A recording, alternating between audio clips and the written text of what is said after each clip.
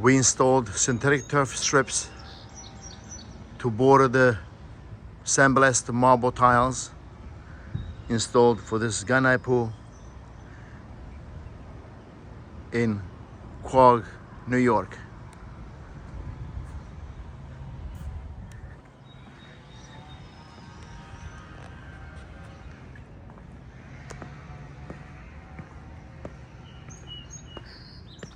In this particular application, we used a recycled concrete base between the tiles, and the synthetic turf is nailed to the base, and we used green infill.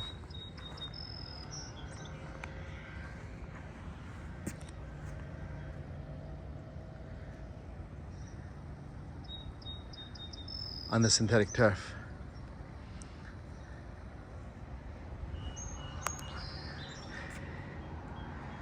This is the latest backyard project by Gappsi in East Quogue, New York.